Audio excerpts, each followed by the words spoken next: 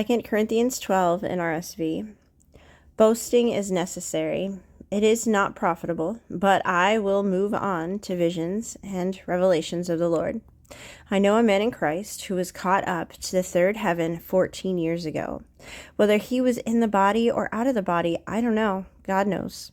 I know that this man, whether in the body or out of the body, I don't know, God knows, was caught up into paradise and heard inexpressible words, which a human being is not allowed to speak. I will boast about this person, but not about myself, except of my weaknesses. For if I want to boast, I wouldn't be a fool, because I would be telling the truth, but I will spare you, so that no one can credit me with something beyond what he sees in me or hears from me, especially because of the extraordinary revelations.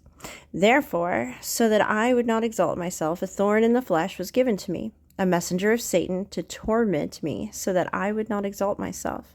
Concerning this, I pleaded with the Lord 3 times that it would leave me. But he said to me, "My grace is sufficient for you, for my power is perfected in weakness." Therefore, I will most gladly boast all the more about my weaknesses, so that Christ's power may reside in me.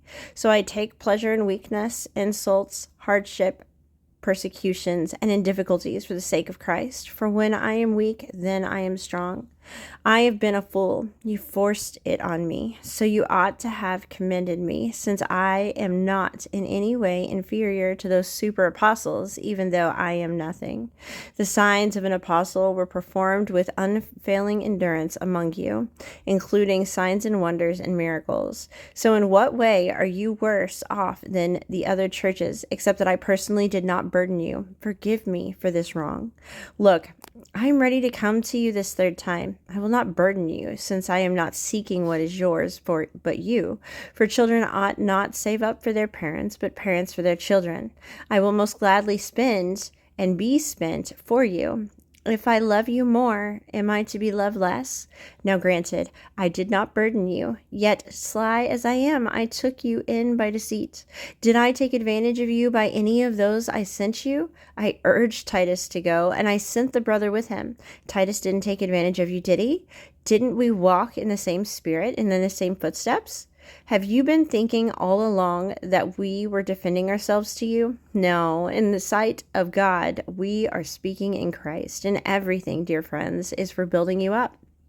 For I fear that perhaps when I come, I will not find you to be what I want, and you may not find me to be what you want.